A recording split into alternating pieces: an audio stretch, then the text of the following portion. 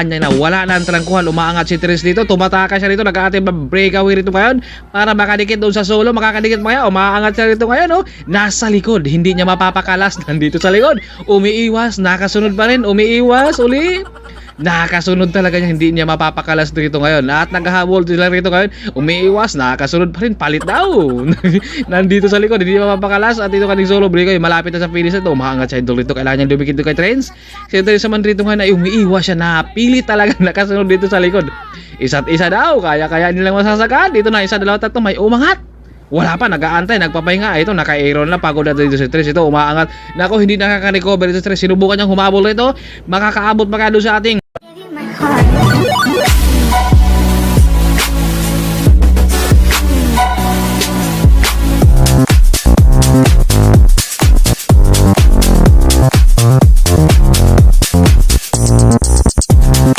What's up mga master, kumusta kayo dyan? Nandito na ulit si White Mix ang pagbabalik. Ito ang bakbakan ng MTB Open Pro category. Iba't ibang team, iba't ibang mga lugar nandito ngayon. At nandito si Lance ng Team X-Trail, si By GC, nandito mga Team RTV. Lit sila sa ating mga RB. King of Kabading na naman tayo ngayon. Shout out sa mga team Vantes from Iloco. Shout out kay Josie Pangilinan. Shout out kay Ivy Valdez. Maraming salamat sa lahat ng mga nag-subscribe. Sa mga hindi pa po nakapag-subscribe dyan, please do subscribe and hit the bell button para updated kayo lagi sa uploaded videos ni White Mix. Ayos yung dalahan ni Idol rito, mukhang double purpose. Pwedeng bike, pwede helmet yung lagayan ni kanyang motor dyan. Si Elvis Snip dito nang hinayang siya. Talagang akala niya ay matutuloy na hanggang finish line, ay talagang naabutan siya. Kumbaga para sa kalaban talaga yung hatak niya. 4 kilometers lang at yung laban ng MTB Open Pro category ay magtatagal din yan. Sa ahon talaga to sila magtutuos ngayon. Si Trends ng Team Espanya at saka si Hans din nandito. Marami rito ang mga batang mga Pasig, yung mga bandang Antipolo, marami sila rito ngayon. Si By GC solo, lagi nagsusulo yan si By GC para hindi malalaspag. Shout out din kay Sir Alex Villa ng Team Excellent Doodles, Sir Manny, Sir Aye, sa lahat ng buong Team Excellent Doodles. Thank you sa inyong lahat. Shoutout rin kay Alfie at kay Zanti Barnatsia. Si Gabgab nandito, nang hinayang rin siya. Naipit siya sa likod. Dito kapit raw siya. Si Gabgab ng Team Brockton. Sumisigaw na dito si Elvis Snip. Kanan lang daw. Ano? Meron tayong mga tumakas na doon. Parang tatlo. Nagmamadali sila. Saan kaya puntan layo? No, tatlo yung ating breakaway. Ayan o, lumalaban. Kanan lang daw. Sabi ni Elvis Snip. Kumusta kaya si Elvis Snip ngayon? Mukhang okay na kaya? O mayroon pang iniinda pa siguro. Andito rin si Paul ng Team Tarob. Ito, napaputol sila rito ngayon at meron tayong tatlong umaagot na kahabulin yun na. Baka masasagad pa hanggang finish line to. Meron tayong tatlo rito. Breakaway. Hindi natin alam kung hanggang saan nila kayang tiisin yan. Hanggang Kabading o hanggang Antipolo ito. Mukhang dalawang Team Pogi rito ngayon.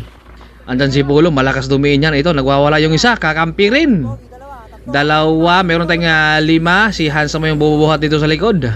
Si Paul, nakahapayan. Mahilig talagang dumapayan. Hindi pwedeng kumpiyansaan yan si Paul ng Team Tarob. Baka mag-breakaway yan mamaya. Meron tayong tatlong breakaway. Hindi natin alam kung matutuloy na ba hanggang Kabading yun, hanggang finish line. Andyan naman sila Mark. Tapos na rin ang kanilang laban. Meron tayong mga RB dito sa likod. Sumabay lang yan uli. Dahil tapos na ang kanilang laban ngayon.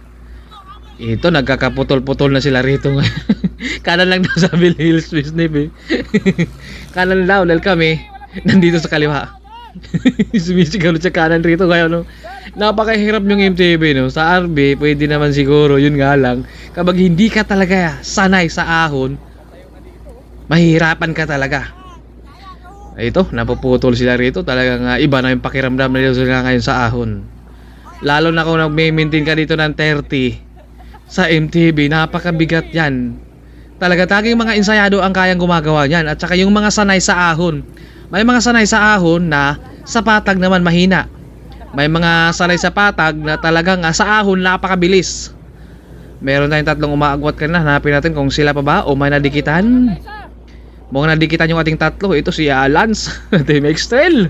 Iba na yung kargahan nito. Si GC, si Trent, si Hans. Shoutout dun kay Tatay Tox. Suportahan natin ang kanyang YouTube channel. Ito yung solo breakaway. Team Pogi rito ngayon. Solong-solo. Masasagad niya hanggang Antipolo, hanggang Kabading. 30 siya rito ngayon. Wala siyang kalaban kundi ang sarili niya para hindi siya maubusan. Kailangan niya rito ay maintain at saka hindi talaga siya bababa sa 30. Kapag bababa sa 30 ay nandito mga nanonood natin no, nag-aabang sila dyan. Mahirap kasi kapag MTB ito. Papalayo yung ating breakaway, yung ating peloton ay papalapit naman. Nandito si Elvis Step talaga. Enjoy to si Elvis Step kasama you know. Pinapalayo niya yung ating solo breakaway. Yung ating peloton naman lumalapit din sa kanya. Ano kaya yan? Pwede kaya yan? Ito yung ating solo breakaway. Masasagad o maabutan? Lumalayo. Pero si Bay JC nasa likod. May kasama din siya. Team Pogi, si Polo andito. Si Bay JC, ito umangat dito. Si Polo, ito ating peloton. Aangat daw sabi na ko, bantayan nyo. Habulin nyo na kaagad. Aangat daw yun sabi ni Elvis Nim. Marami na tayong kumakala sa baba. Yung maintain ng 30 sa MTB mabigat talaga sa ahon. Dahil ako nagme-maintain ako ng 5 lang talaga. Yun lang talaga yung kaya ko rito sa ahon. Mahirap talaga umahon. Hindi naman tayo sanay. Buti kong patag yan o kaya lusong. Kahit lusong pa nga, takot pa nga ako kapag aabot ng 40. Medyo may takot ako. Pero pag naka full pace ay talagang okay yan. Pati bayan ng dibdib rito ngayon. Nagkakaputol-putol sila rito ngayon. Bawal ka sumamit. Kailangan mo talagang pumadyak. Si Paul nandito sa likod. Ano kayang diskarte niya ngayon? Napuputol na sila rito. Si Bay JC nandito na sa breakaway natin ngayon. Ito naman si Trens. Dikit daw. Andito naman si Carl. Kaya pa kaya? Tutukan daw na kung masama yan. Pag itinutok baka ay sumabog. Ito yung ating dalawang breakaway rito ngayon. Si Bay JC at saka si Polo. Team Pogi, ito na, mukhang umaagwat dito si Team Pogi ngayon kay Bay JC. Ito nga, tumatakas, umaangat siya rito ngayon. Kumakawala si Bay JC ay humahabol rito ngayon. Si Trins dumidikit rin. Makakadikit pa kaya ito? Humahabol sila rito ngayon at nagkakaputol-putol na talaga sila. Bawal ka talagang sumabit sa ahon. Kailangan mo talaga pumadyak rito. Pag maubusan ka rito ng hangin at saka nagsabay. Yung pagod. Talaga mahirap talaga. Itutuloy mo. Kanina nagme-maintain sila ng 30. Kaya ang lalakas ito si Lance. Kaya pa kaya? Mukhang iba ng kargahan ni Lance. Pagod na yung kanyang bike. Ito yung mga napag-iwanan natin. At ito talagang nagkakawatak-watak na sila rito ngayon. Kanina sa neutral magkasama. Wala talagang forever. Shout out din kay Lovely ng Team Espanya. Meron tayong isang solo breakaway rito. Kaya ano kaya makakaganapan dito ngayon? Sino kaya ang hatak sa kanila? Ito si Idol ito. Maraming pasahero doon. Pabayarin mo yan sila mamaya pagkatapos ha. Sayang humahatag yan. Nandito naman sila. Paul dito at saka si Bay GC. Si Carl kasama rin dito. Masasagad kaya nila at meron tayong second group. At first group natin. Ito yung tatlo. Ito sumagwat si Bay GC rito ngayon. Si Paul din mukhang pagod na rin ha. Talagang hinahatag ni Bay GC yung kanyang sarili. Ito yung ating second group. Dahil meron tayong first group doon. No? Dalawa sila rito ngayon. Ito si Trends. At ano kayong pangalan ni Idol? Hindi natin ma-mention na dahil hindi pa natin memorize. Naka-specialize ng bike rito ngayon.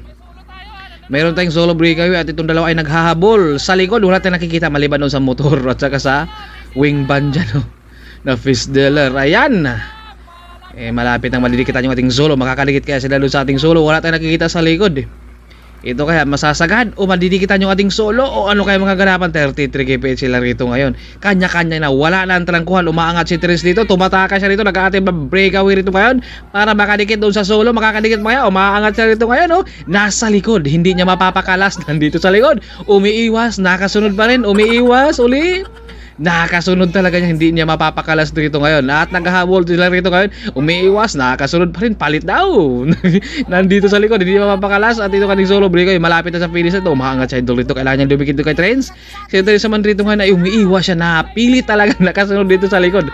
Isa't isa daw. Kaya nilang masasagad. Dito na, isa, dalawa, tatlo. May umangat. Wala pa, nag-aantay, nagpapahinga. Ito, naka-aeron na, pagod na dito si Tres. Ito, umaangat. Nako, hindi nakaka-recover dito si Tres. Sinubukan niyang humabol ito.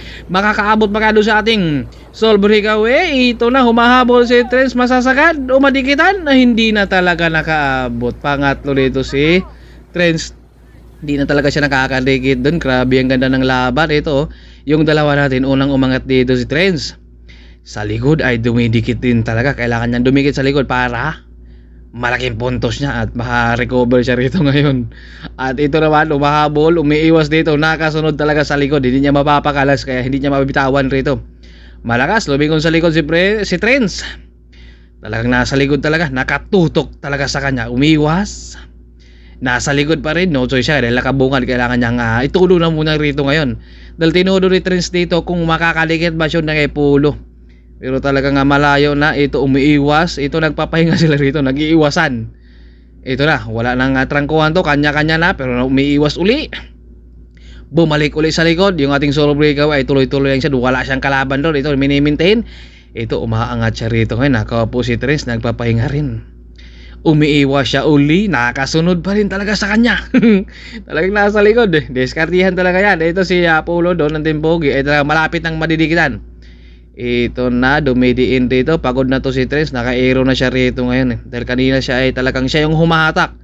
Ito nag-aantay ng talagang matsitsimpuhan niya. At distansya na talagang masasagad ito. Umaangat siya rito ngayon. As si Trins talagang umangat din siya rito. Sinubukan pa niya sana dumikit rito, pero talagang pagod na rin talaga siya rito. Ayan, no, malayo na yung agwat nila. Oh. Nakaupo na dito si Trins, talagang hindi na niya kinaya. Umangat siya uli, talagang sinubukan ng humabol. Talagang agwat talaga sila rito ngayon, hindi talaga sila nakakadikit. Magkakahiwalay talaga sila ngayon. Pangatlo si Trins, ang first naman natin doon si Pulo ng Timbogi. Grabe talaga ang ahon, 30 sa ahon sa MTB. Kaya mabigat kalaban yun, hindi yun basta-basta lang. Sa likod dyan naman si Tatay Tox. Ito, pang-4, pang-5, pang-6 si Paul. Sa likod, ito pang-7. Meron lang tayong top 5 dyan sa kanilang laban. Grabe, no? Ang bilis nila sa ahon, hindi natin kaya yun. Sa likod, nandito ba? Romy Mati pa, si Bay GC hindi na tumuloy dito. Nagtampo na si Bay GC dahil kanina naubusan siya eh. Kasama sana sa breakaway, talagang naubusan din si Bay GC. Alright, kita tali tayo sa ating next videos. Babu, si Lance nang hinayang din. Napagod yung kanyang bike. Rumimati pa sa likod. Sayang si Idol, di nakasama sa rematihan.